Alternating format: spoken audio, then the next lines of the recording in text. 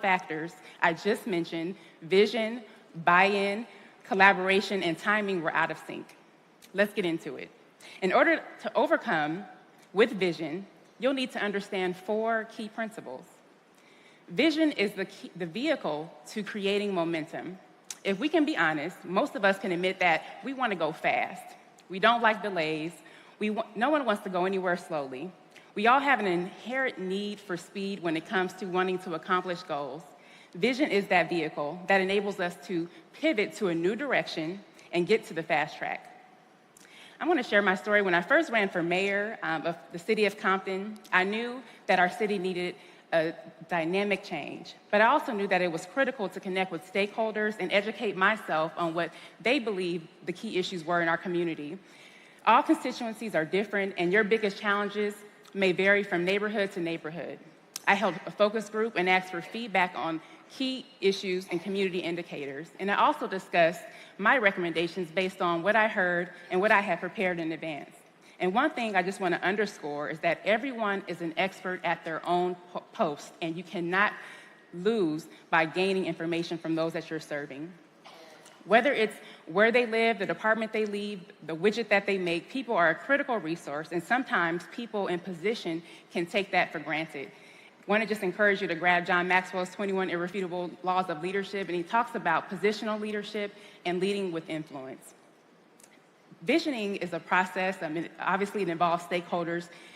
It also ensures that you are not working in a silo. And it also gives those voices of criticism a way to vent and come to the surface so that you can be tactical and address them head on. At the end of the day, building and creating any significant change requires buy-in. The leader should draw from those that they serve in order to get alignment to your organization and also to create unity in order for common ground and goals to be identified. And one action point: define shared progress up front. Be clear on what you define progress to be, or you'll allow someone else to do it for you. Second point, vision is power. Strategically deployed, launching a vision is equivalent to sending a heat-seeking missile into the atmosphere. The missile may encounter obstructions and delays that requires a new route to be calculated, but eventually, the missile will hit the target. The vision will manifest. The great thing about vision, it doesn't rely on one person. It relies on many. Once vision goes forward, the atmosphere begins conforming to that declaration. Vision is power. Vision is a consensus builder. Vision is a force multiplier. Vision activates. Vision clarifies. Vision amplifies. Vision excites. Vision charts a new course. Vision is the vehicle of momentum. Vision corrects. Vision affects. Visions manifest, and the vision will speak. My third point, vision relies on timing to be fruitful and to produce results. We find confirmation on this key principle in God's word, and this is one of my foundational scriptures for my leadership that God called me to. And it's Habakkuk 2, verse 2 and 4. And it says, "The Lord answered me and said, write the vision and make it plain upon tablets, that he that read it may," let me back up. Let me get that right. "And the Lord answered me and said, write the vision down and make it plain, that he that may read it can run with it." And verse 3 says, "The revelation awaits an appointed time. It speaks of the end, and it will not prove false. Though it linger, wait for it, and it will certainly come, and it will not delay." Certain conditions must be met in order to pick up momentum. And when we think about the power of what was just said, if you cast your vision and it's clear, people have the ability to pick up and join in. When you think about timing, all of us have been in positions where we wanted things to change immediately and effectively, but in reality, God has another plan, and his timing is perfect. And if you wait on that timing, the vision will manifest. Lastly, I cannot underscore this point enough that you have to be prepared. Having that strategy ready to meet the timing and produce fruitful results is critical, and that's what that vision does for us. I have a few topics I'm going to go over. The first is, how can we hone this vision? The first thing is to identify your objective. One simple question to ask to help us do this is, where do we want to take the team? By defining a destination point, people can know where we all want to go and also informs everyone on how they can be a part of the bigger picture. Second point is define that progress. Establish critical milestones. Having midway points helps to delay fatigue. People can understand where they need to take a drink of water. Indicators are helpful for us, and they keep us moving forward in fruitful movement. The third is establish your priorities. You think about what must be addressed now. Identify what can wait. Delay is not a denial. It just means critical resources must be appropriated elsewhere in order to achieve the larger vision. Fourth point, communication plan is essential. To achieving meaningful participation and buy-in, it's an essential ingredient to create momentum. People can't go with you if they don't know where you want to go, so communicating often is critical in order to get that momentum. Number 5 is identify obstacles in advance. We have to be tactical when we're affecting change. We have to know that there will be opposition. There will be people that don't want to go in a new direction. That's natural. So ensure that you have mapped that out. The 6th is formulate your navigation plan. As I just said, you need to be able to navigate over your obstacles and through them. Number 7 is stay focused and informed. And this is really essential for the leader. When you're in a position, when you're leading people, places, or things, people will have their own agenda. And it may be good, but it may not be God. You have to ensure that the vision that you've set out is where you're going and that you dedicate your critical resources to moving that forward. Now, I wish I had arrived at some of these conclusions based on successes, but the reality is I've encountered my share of setbacks, obstacles, attacks, but I've learned that they weren't defeats, they were delays. And they were crafted to force me to grow in areas that I didn't know needed to be developed. Perceived delays, quote unquote, are imminent and they're a part of the process, so expect them and plan for them. And remember, once again, that vision will manifest itself at the right time. What seems like a delay is, in this space is where you have an opportunity to adjust and to be able to activate. Many people abandon the vision at this critical point because they believe that they failed. And you do not fail unless you quit.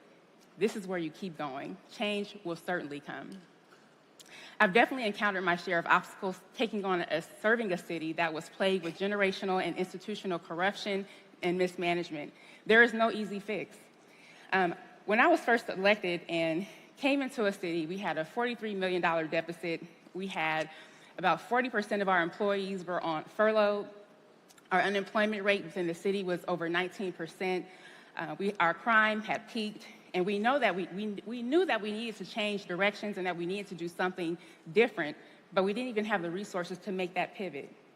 And so what I did was I assessed what were the critical things that needed our attention and resources, and then I directed the organization. And also the biggest thing that we did was collaboration, bringing stakeholders together toward this vision. Next, thank you.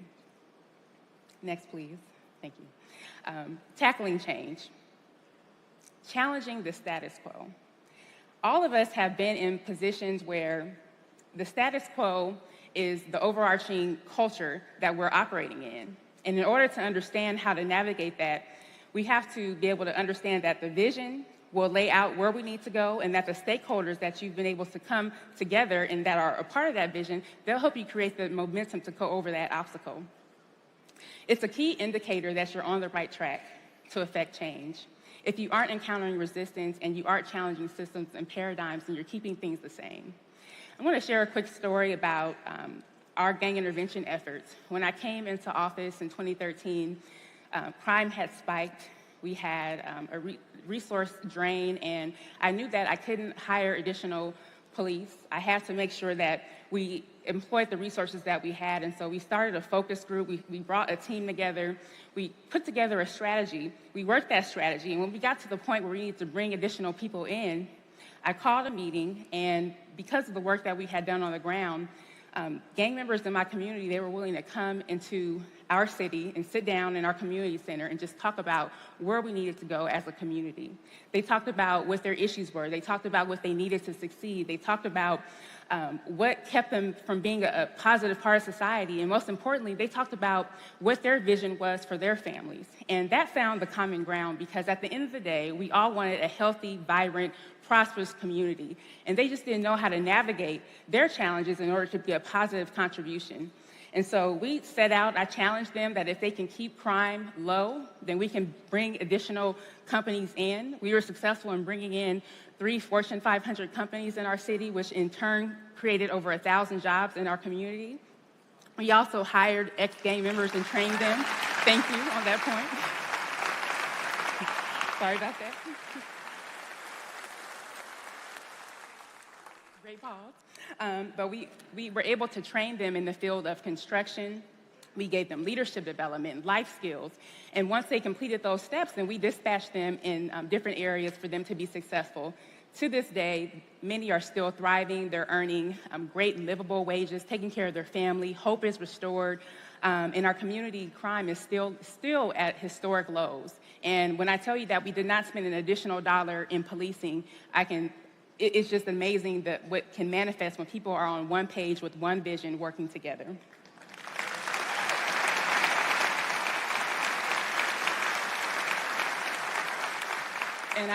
And I just touched on opposition. Now, of course, who can come against such a positive movement, right? But of course, there were people that didn't want this to happen. There were political opposition, people that didn't want to see our city transform. And so we created this program, and it was eventually politically defunded. And I was able, through collaboration, to bring in a new partner to fund that program even greater than it was initially. And the action is still going forward, and our community is still prospering. And so that's just a prime example that it's not even about your resources, but if you have that vision, you connect, you get the buy-in, you have the momentum, then you can achieve your measurable results.